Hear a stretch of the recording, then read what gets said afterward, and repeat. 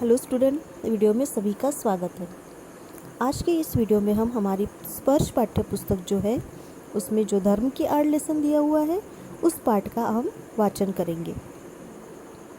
सबसे पहले हम परिचय पढ़ेंगे लेखक का, जिसके लेखक है गणेश शंकर विद्यार्थी 1891-1931।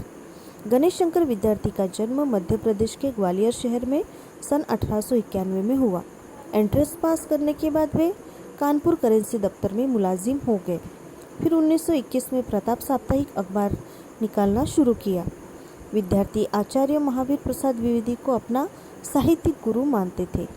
उन्हीं की प्रेरणा से आज़ादी की अलग जगाने वाली रचनाओं का सृजन और अनुवाद उन्होंने किया। इसी उद्देश्य की पूर्ति के लिए उन्होंने सहायक पत्रकारिता की। विद्यार्थी के जीवन का ज़्यादातर समय जेलों में बीता। इन्हें बार बार जेल में डालकर भी अंग्रेज सरकार को संतुष्टि नहीं मिली। वह इनका अखबार भी बंद करवाना चाहती थी।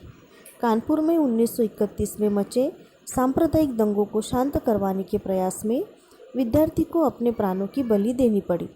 इनकी मृत्यु पर महात्मा गांधी ने कहा था, काश ऐसी मौत मुझे भी मिली होती। विद्यार्थी अपने जीवन में भी और लेखन में भी गरीबों, किसानों, मजलूमों, मजदूरों आदि के प्रति सच्ची हमदर्दी का इजहार करते थे। देश की आज़ादी की मुहिम में आड़े आने वाली किसी भी कृत्य या परंपरा को वह आड़े हाथों लेते थे। देश की आज़ादी उनकी नज़र में सबसे महत्वपूर्ण थी। आपसी भाईचारे को नष्ट भ्रष्ट करने वालों की वे तो जमकर खबर लेते थे। उनकी भाषा सरल, सहज लेकिन बेहद मारक और सीधा प्रहार करने वाली होती थी। अब पाठ में क्या दिया है, धर्म की आड़ इस पाठ में क्या दिया है, देखिए। प्रस्तुत पाठ धर्म की आड़ में एक विद्यार्थी जी ने उन लोगों के इरादों और कुटिल चालों को बेनकाब किया है जो धर्म की आड़ लेकर जनसामान्य को आपस में लड़ाकर अपना स्वार्थ सिद्ध करने की फिराक में रहते हैं। धर्म की आड़ में अपना स्वार्थ सिद्ध करने वाले हमारे ही देश में हो, ऐसा नहीं है। विद्यार्थी अपने इस पाठ में दूर देशों में भी धर्म की आड़ में कैसे कैसे कुकर्म हुए हैं, कैसी कैसी अनीतियाँ हुई है, कौन कौन लोग, वर्ग और समाज उनके शिकार हुए हैं, इसका खुलासा करते चलते हैं। पाठ देखिए, धर्म की आड़। इस समय देश में धर्म की धूम है। इस समय देश में धर्म की धूम है। उत्पात किए जाते हैं तो धर्म और ईमान के नाम पर, और जिद की जाती है तो धर्म और ईमान के नाम पर।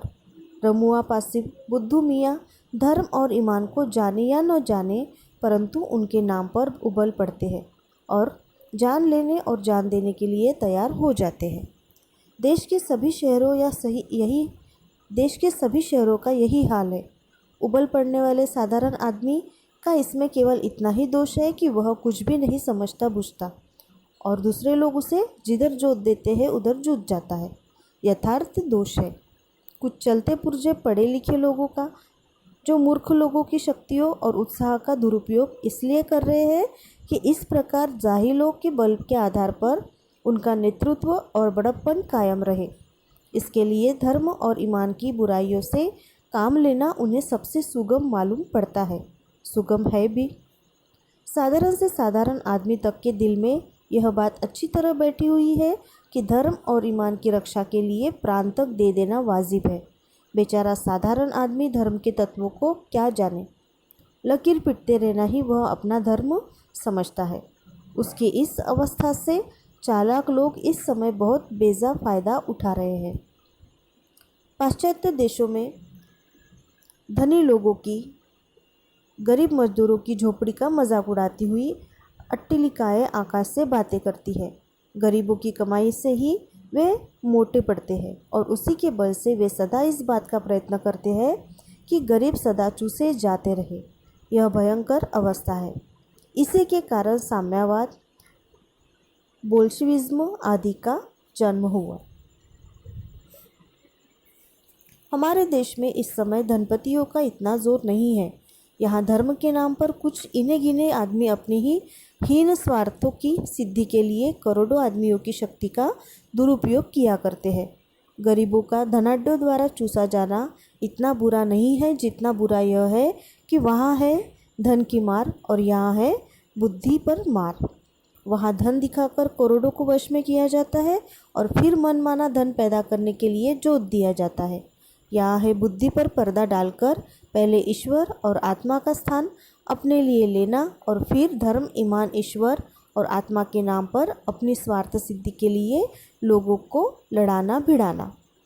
मूर्ख बेचारे धर्म की दुहाइयाँ देते और दिन दिन चिल्लाते हैं, अपने प्राणों की बाजियाँ खेलते और थोड़े से अनियंत्रित और धूर्त आदमियों का आसन ऊंचा करते और उनका बल बढ़ाते हैं। धर्म और ईमान के नाम पर किए जाने वाले इन भीषण व्यापार को रोकने के लिए साहस और दृढ़ता के साथ उद्योग होना चाहिए। जब तक ऐसा नहीं होगा तब तक भारतवर्ष में नित्य प्रति बढ़ते जाने वाले झगड़े कम न होंगे। धर्म की उपासना के मार्ग में कोई भी रुकावट न हो। जिसका मन जिस प्रकार चाहे उसी प्रकार धर्म की भावना को अपने मन में जगावे। धर्म और ईमान मन का सौदा हो, ईश्वर और आत्मा के बीच का संबंध हो, आत्मा को शुद्ध करने और ऊंचे उठाने का साधन हो। वह किसी दशा में भी किसी दूसरे व्यक्ति की स्वाधीनता को छीनने या कुचलने का साधन न बने। आपका मन चाहे उस तरह का धर्म आप माने और दूसरों का मन चाहे उस प्रकार का धर्म वह माने। दो भिन्न धर्मों के मानने वालों के टकरा जाने के लिए कोई भी स्थान न हो। यदि किसी धर्म के मानने वाले कहीं ज़बरदस्ती टांग अड़ाते हो तो उनका इस प्रकार का कार्य देश की स्वाधीनता के विरुद्ध समझा जाए।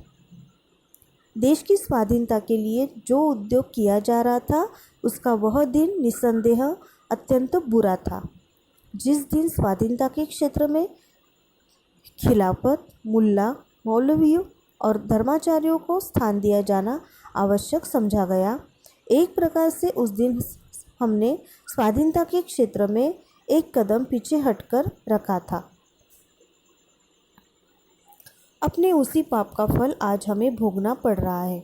देश को स्वाधीनता के संग्राम ही ने मौलाना अब्दुल बारी और शंकराचार्य के देश के सामने दूसरे रूप में पेश किया, उन्हें अधिक शक्तिशाली बना दिया और हमारे इस काम का फल यह हुआ है कि इस समय हमारे हाथों ही से बढ़ाई इनकी और इनके से लोगों की शक्तियाँ हमारी जड़ उखाड़ने और देश में मजहबी पागलपन, प्रपंच और उत्पात का राज्य स्थापित कर रही है।